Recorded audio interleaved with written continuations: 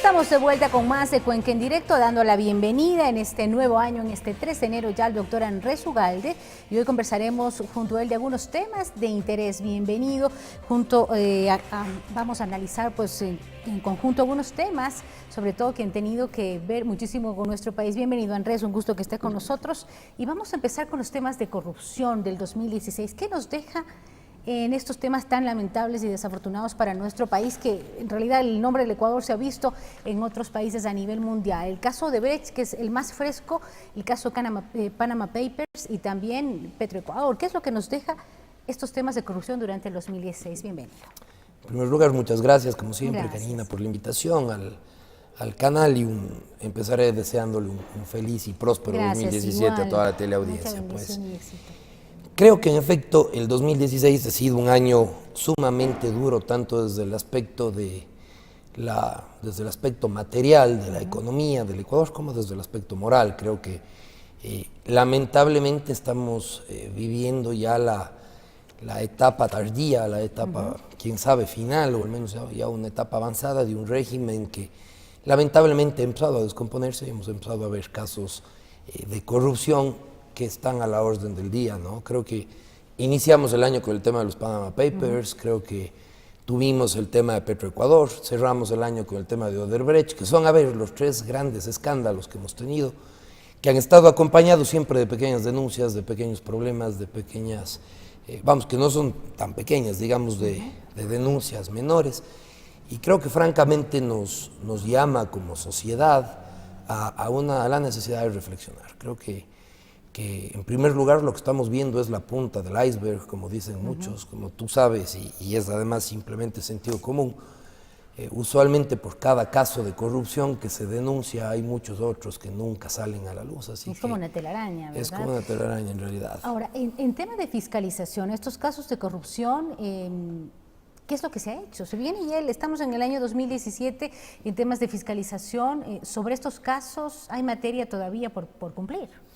Creo que lo verdaderamente preocupante es precisamente eso, ¿no? Hemos tenido casos sumamente importantes de corrupción y ninguno ha sido denunciado o puntualizado por los organismos de control del Estado. Es decir, el caso de Panama Papers fue una filtración que se dio precisamente a nivel de un funcionario, entiendo, que manejaba esa información. El caso de Petroecuador, en este caso de Odebrecht, se dio a través de una denuncia de la Fiscalía de los Estados Unidos de Norteamérica.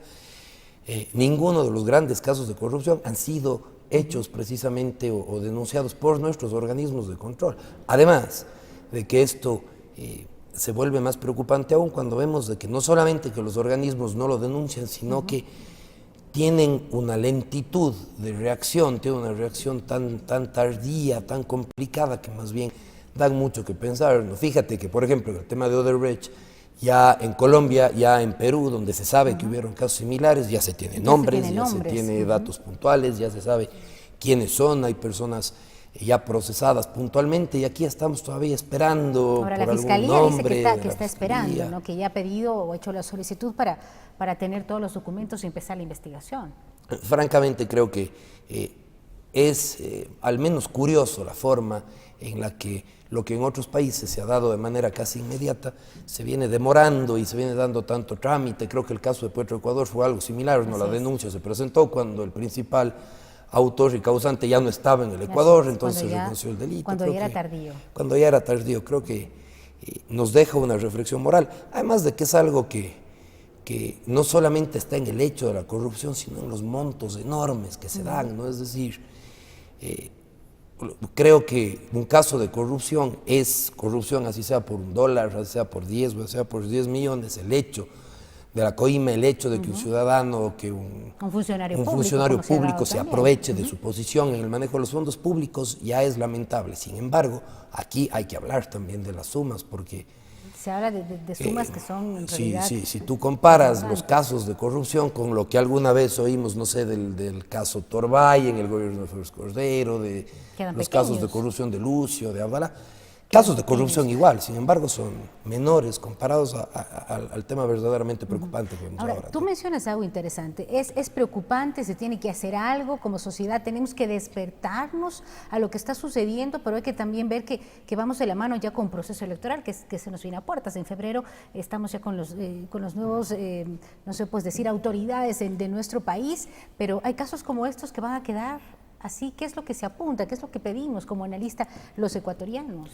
Yo creo que aquí hay que tener mucho cuidado y vamos a tener que separar el grano de la paja, porque si bien denunciar los actos de corrupción, denunciar estos temas es un imperativo, es necesario señalar el aberrante estado de corrupción al que nos han reducido, creo que esto debe hacerse como un imperativo moral, como una necesidad ética, no como una estrategia de campaña. Correcto. Porque cuando se lo hace como estrategia de campaña, se distorsiona, se tergiversa, así que creo que más bien lo que deberíamos es, como ecuatorianos, pensar muy bien quiénes son los líderes que vamos a elegir a continuación, quiénes son las personas que nos van a representar, sobre todo priorizando que sean personas probas, que sean personas decentes, y después creo que como sociedad deberíamos demandar mayor seriedad y mayor intervención por parte de nuestros organismos de control, porque si es que el organismo de control y el Parlamento están de alguna manera bajo el poder del Ejecutivo, lo que empiezas es a tejer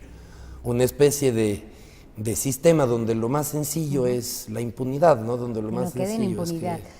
Eso es importante. En temas económicos, el año 2016 ha sido un año difícil, no solo para el Ecuador, América Latina, Estados Unidos, Europa también, pero ¿qué es lo que nos separa el 2017? A ver, ahí la idea no es ser pesimista, más bien por el contrario, creo que debemos asumir con buenos ánimos este nuevo año. Sin embargo, creo que se nos viene una combinación que no sé si habíamos vivido antes, pero es una combinación peligrosa. ¿Por qué? Porque viene una campaña política que durará hasta febrero en caso de que haya una vuelta y se prolongará hasta marzo si es que hay dos candidatos finalistas para la presidencia. Y casi siempre o siempre una campaña política suele tener o se caracteriza precisamente por detonar una serie de procesos que conducen a la inestabilidad, es decir, siempre la inversión se resiente un poco, siempre el tema de, las expectativas de los empresarios se restringen un poco hasta ver cuál es el panorama electoral. Pues casi siempre la economía sufre un poco en los procesos electorales. El enorme endeudamiento público y la economía que se ha venido deteriorando durante el 2015 y el 2016 nos hacen pensar que va a haber una crisis, y el hecho de que una crisis y un periodo electoral confluyan en un mismo año puede ser complejo, y más todavía con estos casos de corrupción que sí tienen un impacto económico fundamental, más allá de los muchos millones de dólares que se han llevado y que le pertenecen al pueblo. La imagen también de nuestro país, ¿no? Y la imagen de nuestro país se traduce en confianza de nuestro país ante el resto del mundo y en confianza de los empresarios hasta el resto del mundo. Así que creo que ese argumento de que no pasa nada con la corrupción porque no le hace daño al país, le hace daño moral y le hace daño económico también. Ahora, han habido cosas positivas, Andrés, como el acuerdo con la Unión Europea, pero esto se verá reflejado a largo plazo, a mediano plazo, no es algo inmediato. Bueno, creo que el acuerdo con la Comunidad Europea, como cualquier acuerdo bilateral, dependerá en primer lugar de como se dice, de la letra pequeña, ¿no? Habrá que ver cuáles son las condiciones en las que se va a garantizar esa inversión de la Comunidad Europea, cómo se va a manejar el tema del impacto en el empleo, y mucho más allá de eso, como bien lo señalas, Karina, creo que recién se está montando el aparataje jurídico, económico para que esto suceda, y el resultado lo veremos probablemente dentro de algunos años, cuando la crisis económica, la crisis de deuda externa, la crisis de desempleo, la estamos viviendo ahora mismo, ¿no? Muchísimas gracias, Andrés. El tiempo es corto, tú lo sabes, pero tendremos la oportunidad durante el transcurso de estos meses también de seguir analizando, y todos esperamos, yo creo como ecuatorianos, que este sea un año importante y que la crisis sea ya superada, a pesar del tema electoral y del tema también de corrupción y fiscalización que se tiene que manejar, y es materia aún pendiente. Vamos a la pausa. Gracias, Andrés, por estar junto a nosotros. Venimos en breve con más de Cuenca en Directo.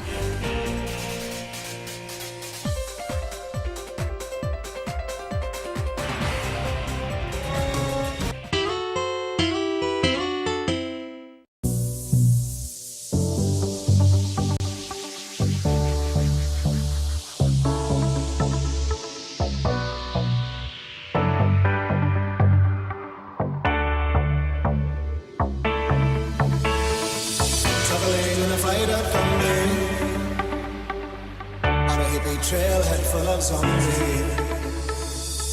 I met a strange lady, she made me nervous. She took me in and... Ahora viajar al exterior ya no es un problema.